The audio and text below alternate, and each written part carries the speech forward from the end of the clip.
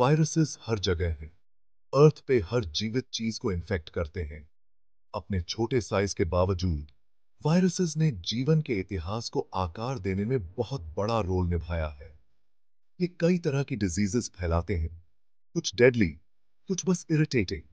लेकिन वायरसेस प्रकृति के बैलेंस के लिए भी जरूरी है। ये पॉपुलेशंस को कंट्रोल करने और एवोल्यूशन को आगे बढ़ाने में मदद करते हैं। वायरसेस को समझना इंसानों के स्वास्थ्य की रक्षा के लिए बहुत जरूरी है। वैक्सीन्स और एंटीवायरल ड्रग्स वायरल डिजीजेस के खिलाफ हमारे मुख्य हथियार हैं। नए ट्रीटमेंट्स डेवलप करने के लिए साइंटिस्ट्स को यह जानना होगा कि वायरसेस कैसे काम करते हैं। वायरसेस की स्टडी एक फैसिनेटिंग और तेजी से विकसित होता हुआ फील्ड है। वायरसेस अविश्वसनीय रूप से डाइवर्स हैं। ये सभी शेप्स और साइजेस में आते हैं।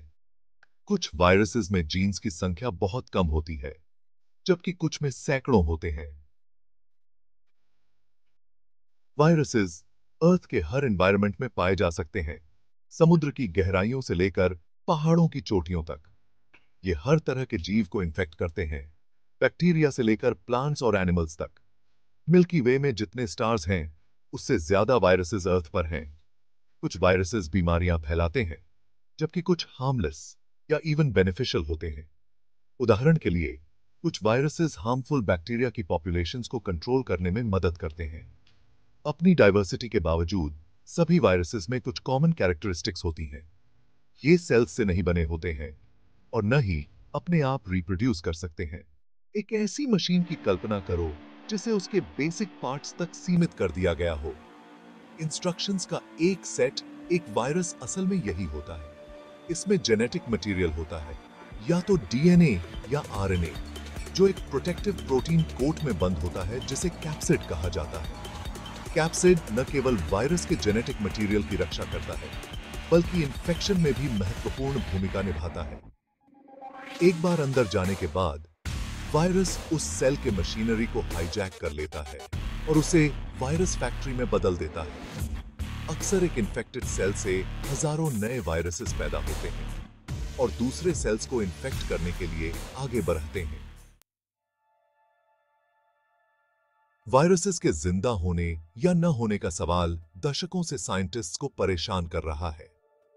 ये लिविंग और नॉन लिविंग के बीच एक अजीब सी दुनिया में रहते हैं। एक तरफ वायरसेस लिविंग ऑर्गेनिजम्स की तरह इवॉल्व और अडेप्ट हो सकते हैं। ये म्यूटेट हो सकते हैं और वो म्यूटेशंस उन्हें सेल्स को इन्फेक्ट करने में ज्यादा या कम सफल बना सकते हैं। इवॉल्व होने की यह क्षमता जीवन की एक पहचान है।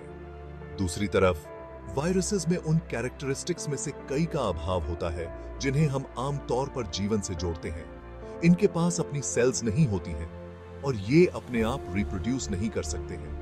ये असल में जेनेटिक मटेरियल के निष्क्रिय पैकेज हैं, जब तक कि ये किसी लिविंग सेल के संपर्क में नहीं आते। कुछ साइंटिस्ट्स का तर्क है कि वायरसेस जीवन का एक रूप है, भले ही वह बहुत ही सिंपल हो। दूसरों का तर्क है कि ये कॉम्प्लेक्स केमिकल मशीन्स की तरह है, जिनमें लिविंग ऑर्गेनिजम्स की एसेंशियल कैरेक्टरिस्टिक्स का अभाव है। The escape hypothesis. किया वायरसेस भाग निकले। वायरसेस कहां से आए? एक प्रमुख हाइपोथेसिस एस्केप हाइपोथेसिस है, जो बताती है कि वायरसेस जेनेटिक मटेरियल के फ्रैगमेंट से उत्पन्न हुए थे जो सेल्स से एस्केप हो गए थे। इस हाइपोथेसिस के अनुसार डीएनए या आरएनए के टुकड़ों ने अपने सेल्यूलर कन्फाइनमेंट से बाहर निकलने और इंडिपेंडेंट एंटिटीज बनने की क्षमता हासिल कर ली। रेप्लिकेशन के लिए एसेंशियल इंस्ट्रक्शंस को कैरी करते हुए ये एस्केप आर्टिस्ट्स ने प्रोटीन कोट से खुद को प्रोटेक्ट करने की क्षमता विकसित की होगी और आज हम जो वायरसेस जानते हैं वो बन गए। इस विचार को इस तथ्य का सपोर्ट मिलता है कि कुछ वायरसेस में जेनेटिक सीक्वेंसेस होते हैं जो सेल्यूलर ऑर्गेनिजम्स में पाए जाने वाले सीक्वेंसेस से बहुत मिलते जुलते हैं। उदाहरण के लिए, कुछ वायरसेस जो बैक्टीरिया को इन्फेक्ट करते हैं, जिन्हें बैक्टीरियोफेजेस के रूप में जाना जाता है, में जीन्स होते हैं जो बैक्टीरियल जीनोम्स में पाए जाने वाले जीन्स के समान होते हैं। यह एक शेयर्ड एवोल्यूशनरी हिस्ट्री का सुझाव देता है।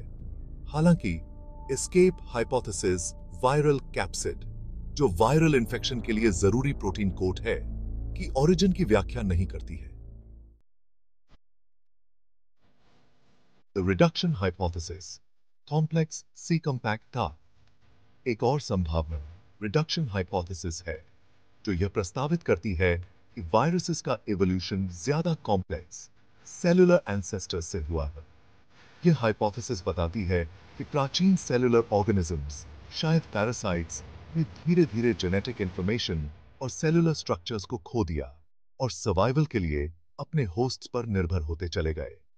समय के साथ हो सकता है कि उन्होंने अपने सेलुलर बैगेज का इतना त्याग कर दिया हो कि वे मिनिमलिस्ट सेल्फ रेप्लिकेटिंग एंटिटीज बन गए, जिन्हें हम वायरसेस के रूप में जानते हैं। इस विचार को जायंट वायरसेस जैसे कि मिमी वायरस की खोज से सपोर्ट मिलता है, जो टिपिकल वायरसेस की तुलना में बहुत बड़े होते हैं और आश्चर्यजनक रूप से बड़ी संख्या में जीन्स रखते हैं। ये जायंट वायरसेस और सेलुलर लाइफ के बीच की लाइंस को धुंधला करते हैं, यह सुझाव देते हुए कि सेल से वायरस में परिवर्तन उतना स्पष्ट नहीं हो सकता जितना हम एक बार सोचते थे। The virus first hypothesis, primordial soup के छोट्स आर्किटेक्ट्स। वायरस फर्स्ट हाइपोथेसिस पिछले दो हाइपोथेसिस से एक रेडिकल डिपार्चर प्रदान करती है। यह प्रस्तावित करती है कि वायरसेस सेलुलर लाइफ से पहले अस्तित्व में थे, जो अर्ली अर्थ के प्राइमोर्डियल सूप से सेल्फ रेप्लिकेटिंग यूनिट्स के रूप में उभरे थे। इस हाइपोथेसिस के अनुसार वायरसेस सबसे पहले उभरने वाली सेल्फ रेप्लिकेटिंग एंटिटीज में से थे, शायद डीएनए के एवोल्यूशन से पहले भी। ये early viruses simple RNA based entities रहे होंगे, जो प्री सेलुलर कंपार्टमेंट्स के भीतर या मिनरल सरफेसेस पर रेप्लिकेट करने में सक्षम थे। जैसे जैसे सेलुलर लाइफ का एवोल्यूशन हुआ, वायरसेस सेलुलर एवोल्यूशन के फैब्रिक में इंटीग्रेट हो गए होंगे, अर्ली सेल्स के डेवलपमेंट को आकार दिया होगा और अर्थ पर जीवन की डाइवर्सिटी में योगदान दिया होगा। इस हाइपोथेसिस को इस तथ्य का सपोर्ट मिलता है कि आरएनए डीएनए की तुलना में एक ज्यादा वर्सेटाइल मॉलिक्यूल है, जो जेनेटिक इंफॉर्मेशन को स्टोर करने और केमिकल रिएक्शंस को कैटलाइज करने दोनों में सक्षम है। इसके अतिरिक्त वायरोफेजेस, वायरसेस जो दूसरे वायरसेस को इन्फेक्ट करते हैं, की खोज से पता चलता है कि वायरसेस अरबों वर्षों से एक दूसरे के साथ इंटरैक्ट कर रहे हैं। द ऑनगोइंग क्वेस्ट वायरस की कहानी को सुलझाना। वायरसेस की ओरिजिन अभी भी एक रहस्य है और साइंटिस्ट्स के बीच बहस जारी है। प्रत्येक हाइपोथेसिस की अपनी खूबियां और कमजोरियां हैं, और यह संभव है कि वायरल ओरिजिन्स की असली कहानी इन हाइपोथेसिस का एक कॉम्बिनेशन हो या कुछ बिल्कुल अलग हो। वायरसेस के लिए फॉसिल एविडेंस की कमी के कारण उनके इवोल्यूशनरी हिस्ट्री को निश्चितता के साथ ट्रेस करना मुश्किल हो जाता है। जीनोमिक्स में प्रगति वायरसेस की दुनिया में रोमांचक नई इंसाइट्स प्रदान कर रही है। अलग-अलग वायरसेस के जेनेटिक सीक्वेंसेस की तुलना करके साइंटिस्ट्स उनके एवोल्यूशनरी रिलेशनशिप्स को रिकंस्ट्रक्ट कर सकते हैं और उनके ओरिजिन्स को समय में पीछे ट्रेस कर सकते हैं। ये जीनोमिक स्टडीज वायरसेस और सेलुलर लाइफ के बीच अनएक्सपेक्टेड कनेक्शंस को उजागर कर रहे हैं। वायरसेस की स्टडी अब सिर्फ बीमारी को समझने और उसका मुकाबला करने के बारे में नहीं है, यह खुद जीवन के फंडामेंटल मिस्ट्रीज को उजागर करने के बारे में है। उनकी स्टडी खोज की एक सतत यात्रा है, जो अर्थ पर सभी जीवन की इंटरकनेक्टेडनेस को प्रकट करती है और जिंदा होने का क्या अर्थ है, इसकी हमारी डेफिनेशंस को चुनौती देती है।